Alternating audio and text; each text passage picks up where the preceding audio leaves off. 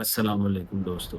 AI आपके दिमाग को खोखला बना रही है और ये सिर्फ़ क्लेम नहीं है, ये रिसर्च के मुताबिक मैं बात आज आपको बताऊँगा। आजकल बहुत ही ज़्यादा एआई और डिफरेंट किस्म के चैटबॉट के ऊपर लोगों का इन्हिसार है। लोग बहुत ज़्यादा डिपेंड करते हैं अपनी प्रेज़ेंटेशन बनाने में, अपनी रोज़मर्रा की एक्टिविटी के अंदर। और एक 2013 में मूवी भी आई थी, हर मूवी किसी का नाम था। तो देखिएगा उसकी मैं डिटेल स्टोरी में नहीं जाऊँगा, लेकिन अल्टीमेटली वहाँ जब ये मूवी आई थी तो वो समझा जाता था कि शायद ये एक फ्यूचर कितना डिप्रेसिंग है और ये फ्यूचर किस तरह का होगा। लेकिन उसके अंदर एक इंसान होता है कि जो लोगों के अंदर घुल-मिल नहीं सकता और वो फिर अपना इंटरेक्शन है जो चैटबॉट के साथ करने लग जाता है और वो उसके साथ उसका एक रिलेशनशिप क्रिएट हो जाता है। अब ये कोई एक क्लेम नहीं है और ये कोई मूवी फ्यूचर की प्रेडिक्शन ही कर रही थी। रिसेंटली अमेरिका के अंदर कुछ रिसर्चेज़ सामने आई हैं, जो अमेरिका यूनिवर्सिटीज़ में हुई हैं कि ये कैसे हमारी जो ज़हनीत को है और ये है जो हमें किस तरह इसका ज़हनी तौर के ऊपर आपको खोखला किया जा रहा है या किस तरह आप खोखले हो रहे हैं।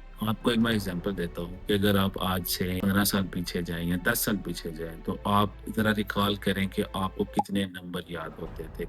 और रिसेंटली अगर आपको मैं पूछूँ कि आपने पिछले 1 साल में, 10 साल में या 5 साल के अंदर, 2 सालों के अंदर जब से आपके हाथ में स्मार्टफ़ोन आया है, आप लोगों ने कितने नंबर आपको याद होंगे? हो सकता है कि शायद आपको अपनी बीवी का नंबर ना याद हो सकता है आपको अपने घर का नंबर ना याद हो, क्योंकि हर चीज़ सेव है और आपका दिमाग है जो उस तरफ नहीं जाता। अमेरिका के अंदर जो रिसर्च आई है, उस रिसर्च के मुताबिक उन्होंने एक स्टडी की और एक स्टडी के अंदर उन्होंने 54 पार्टिसिपेंट्स लिए। 54 पार्टिसिपेंट्स को उन्होंने डिफरेंट ग्रुप में डिवाइड किया और उनको ऐसे लिखने के लिए कहा गया। एक ग्रुप वो था जिसको इजाज़त दी गई कि आप चैट जीपीटी को इस्तेमाल करें। दूसरा ग्रुप वो था जिसको गूगल के इस्तेमाल की इजाज़त दी गई और तीसरा ग्रुप वो था जिसको किसी चीज़ की इस्तेमाल करने की इजाज़त नहीं थी और उन्होंने खुद से वो ऐसे लिखना था। इस दौरान उनके ऊपर एक ईईजी एक स्टडी होती है, जो कि आपके दिमाग की जो वेव्स लेंथ को है उसको डिटेक्ट करती है कि इस वक़्त आपका दिमाग कितना काम कर रहा है और कितना नहीं काम कर रहा। ये देखने में आया कि जो लोग चैट जीपीटी के थ्रू ऐसे लिख रहे थे, उनका ब्रेन उस वक़्त बिल्कुल हाइबरनेट था, वो ऑफलोड हुआ हुआ था और वो बिल्कुल खत्म हुआ हुआ था, बंद हुआ हुआ था। गूगल वालों के अंदर बिल्कुल थोड़ी बहुत जो है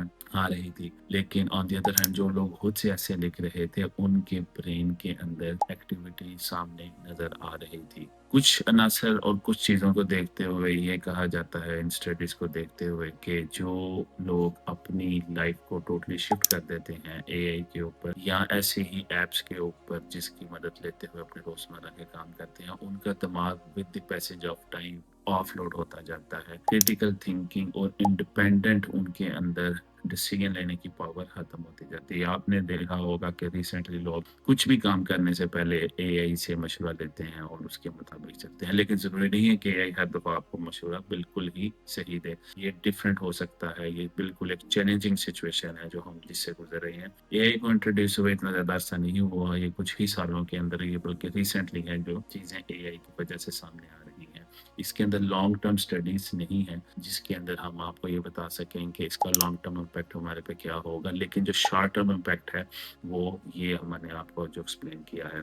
हमारा ब्रेन एक ऐसा ऑर्गन है कि जो जिस्म का 2% है, लेकिन वो 20% एनर्जी जिस्म की कंज़्यूम करता है। और जब हमारे दिमाग को ये पता चलता है कि कोई दूसरा शख्स मेरे लिए काम कर रहा है या कोई दूसरा शख्स इस चीज़ को ले लेगा, तो बिल्कुल सोने की तरफ चला जाता है। बिल्कुल वो अपनी जो एक्टिविटी होती है, उस एक्टिविटी से निकल के वो बिल्कुल एक हाइबरनेशन वाली सिचुएशन में कन्वर्ट हो जाता है। 2025 के अंदर एक रिसेंटली नवंबर के अंदर एक स्टडी शाया हुई है, जो माइक्रोसॉफ्ट और मेलन यूनिवर्सिटी में हुई है। उन्होंने 309 जो है वर्कर्स थे जो एआई पे कर रहे थे, उनके अंदर उन्होंने वो रिसर्च और एक लफ्ज़ उन्होंने देखा कि कॉग्निटिव ऑफलोडिंग है, जो उसको वो नाम दिया गया कि जो क्रिटिकल थिंकिंग का प्रोसेस है, वो उन लोगों के अंदर काफ़ी ज़्यादा कम हो गया कि जो एआई के ऊपर डिपेंड कर रहे हैं। इसी तरह बेट्सी स्पैरो 2011 के अंदर उन्होंने, जब ये गूगल और ये सारी चीज़ें आ रही थी, ये एक ऑथर भी हैं और एक के साथ इस चीज़ को स्टडी करने वाली महिला हैं।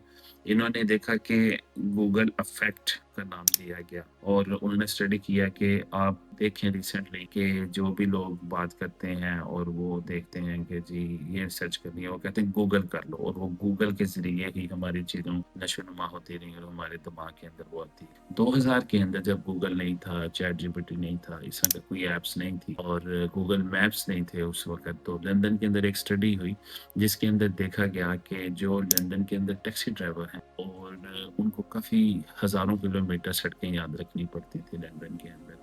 और जब उनकी स्टडी को और उनके दिमाग को कंपेयर किया का जो एक नॉर्मल लोग हैं, तो उन्होंने देखा कि उनका जो हिप्पोकैम्पस एरिया है, हिप्पोकैम्पस दिमाग का वो एरिया है जो मेमोरी स्टोर करने में और फ्यूचर इमेजिनेशन, कनेक्टिंग कॉन्सेप्ट्स के लिए यूज़ होता है। जो टैक्सी ड्राइवर थे, उनका हिप्पोकैम्पस वाला एरिया दिमाग के अंदर आम लोगों की निस्बत बड़ा था। तो ये जो क्रिटिकल थिंकिंग है और ये सारी चीज़ें हैं, ये बिल्कुल जो है वक़्त के साथ-साथ जो है हमारे दिमाग को खोखला कर रही हैं, जो हम नहीं चाहते। लेकिन लॉन्ग टर्म इम्पैक्ट क्या होगा, हमें इसका अभी तक नहीं मालूम और ये कैसे हमारी ज़िंदगियों के ऊपर असरअंदाज़ होगी, ये भी हमें अभी नहीं मालूम। लेकिन शॉर्ट टर्म इम्पैक्ट जो कि रिसेंटली 2-4 साल या 5 सालों के अंदर आए हैं सामने, उसके बारे में मैं बात कर रहा हूँ।